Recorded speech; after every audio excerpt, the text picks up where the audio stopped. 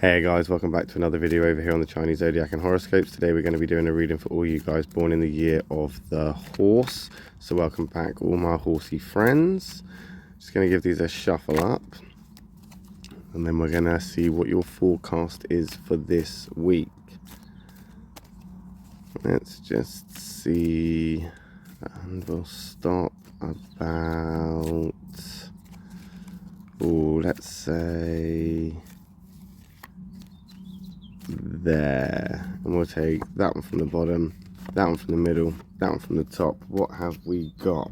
Okay, so we're starting off with two whites and we're ending in the black. As I've always said before though, black isn't always an attack, white isn't always all right, but it is always good to start off with these two positive things. We'll get the good news out the way first, and then we'll move over here into this negative space. However, it is how you perceive this. Other people could perceive this differently. It could be a case of that other people would struggle, you know, more so with this negative space, or, you know, they might even, you know, fail to live up to expectation when it comes to the positive spaces. It all depends on that compatibility as we turn them over and look at the cards on the other side.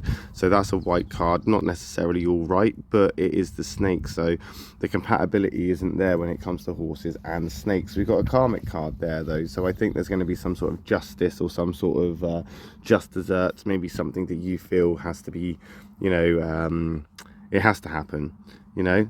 This isn't something that's negative that's necessarily going to happen to you, but it's definitely something negative that's happening and you're actually all right with it. It's like you're watching the downfall of something or someone else that you've kind of expected, and you've kind of thought to yourself, you know what, eventually this is going to come tumbling down. I'm going to take a step back and I'm going to watch it happen. This is about time this is going to happen. So you've kind of expected this, so you're not necessarily in a bad place over it, despite the fact that there's a negative karma kind of floating around in the space that you're in at the moment. I think right now though, this is a thinking card for a reason, because you need to be thinking. You've got things to think about. You've got this negative snake here. Now the snake is a thinking card. It's a part of the thinker's triangle. You need to be using that mind of yours to actually think about what's happening and see what's going on around you, so you can actually get a good feeling of where you stand and where you should proceed. There's no point taking the next step if you don't know what direction you're going in. So you do need to be cautious here. You do need to think about stuff. I mean, we're shifting over into this negative space, so you definitely need to be prepared for that. Be reserved and use that intuition of yours. Snakes are very intuitive, but also so are horses. Horses are also quite intuitive people. So if it doesn't feel right, chances are it isn't the right decision for you. If it doesn't feel like you know, something that you'd be on board with or comfortable with, then the chances are you should take, you know, a step back and not pursue it, and maybe not get involved in it. If it doesn't feel right, just leave it alone, because if it looks like a snake and it hisses like a snake, chances are it's going to bite you like a snake and be venomous like a snake, and there'll be consequences from that. So we're trying to limit those consequences as we move over into this point. Like I say, white isn't always all right. That's an example of that. It's not the worst card you could get, however. This is a better card. This is a very good card for horse people. The tiger, very compatible, very kind of down the same sort of street, or on the same street as the horse people. They share similar values to you. They think the same as you. This is an emotional card. This is a romantic card. This is a card where, you know, it's matters of the heart, things that you are quite close to, things you care about, things that, you know, you would consider and prioritize. I think right now you are sort of possessing this need or urge to break away from the negativity and what's holding you back, and pursue things that lift you up, make you happier.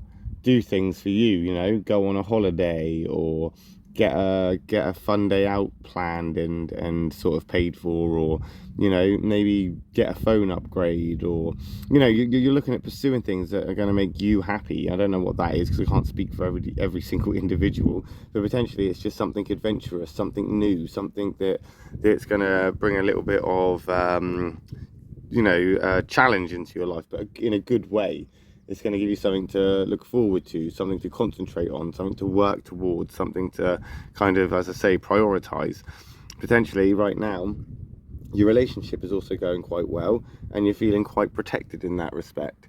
You feel like, you know, things are going really well. I feel stable, I feel comfortable, I feel like you're in this place now where you kind of know where you stand, or at least you think you know where you stand. I mean, as I say, we're moving over into this black negative, and that means anything could happen. Let's be fair, anything can happen between the flip of the cards. I mean, right now you're looking at this snake that isn't too great for you, and it's just telling you to use your brain, use your mind, you know, put that thinking first.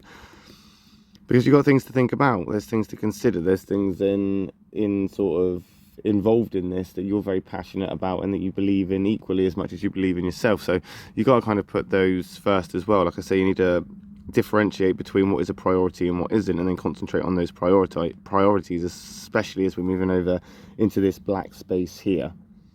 I think right now you can be depended upon, people can depend on you, you can depend on others, you've got that support. You're feeling quite good about yourself, and the people around you right now are making that feel, you know, it's validating it, it's making it feel like that is the way, that it's making you feel as such. And that's also going to contribute into, you know, the direction that you get pushed into, because the influence of others, you know, is going to be there as you start to listen to the people around you. And it's that support network which is going to influence you. But you must listen to your intuition as well. You need to consider your intuition as much as you can, because this black card's coming. But we've got cards here which are very emotionally intelligent and very in sort of in tune and intuitive.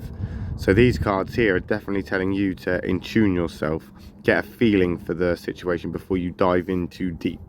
Especially as we move over here now into this black card, which is obviously a negative. But it's not a bad card. It's not a bad card at all. This is the horse. The horse goes with the tiger as much as the tiger goes with the dog. And let's not forget that this horse is also your card. You are the horse. I think right now as well, what you've also got to remember is that standing still too long is going to be bad for you. You can't stagnate, horse people. It's a good thing that you're looking at ways to progress, and we're looking at ways to move forward and looking at ways to expand and grow, because staying still too long will just frustrate you. That's a snake thing to do, is to stay still too long and to sit there and get frustrated and agitated with things. And that tiger is a card that wants to keep moving, push you forward, and wants to basically be there to elevate you and help you the best that they can. So what we're looking at here now is doing what's best for you in a kind of selfish way, but with some sort of moral and sort of goal that is fair and equal and not so selfish. And if anybody's going to do that, it's potentially going to be a horse person who can be selfish but have other people's sort of feelings in consideration at the same time. It's a talent, really. And I think right now you are in danger of kind of, I don't know, stagnation, not standing still, standing still too long and not moving and not being able to move anywhere because the direction is off. And I think, it comes back down to remembering who you are, the intuition side of things, who you are and what feels right. It's not a bad card though, because it's, again, two horses, they go very well together. There's compatibility here. I think right now as well, working as part of a team is going to get you down a little bit, because you don't want too many people around telling you what you should and shouldn't do when you already know what you're doing. But cooperation is necessary right now. You need to cooperate, especially if you're on the pursuit for greener pastures. You're going to need help here. You're not going to struggle, and it is doable, but let's be practical. Work smarter, not harder, horsies. Because if you work smarter, then you're going to proceed a lot quicker, and you're going to move on from this a lot quicker. We'll find out, won't we, next week when we come back and do another reading for you guys born in the year of the horse. I'll be back later on today with a reading for you guys born in the year of the sheep. If I don't see you then, I will see you next week. Thank you for watching, guys. As always, love and peace.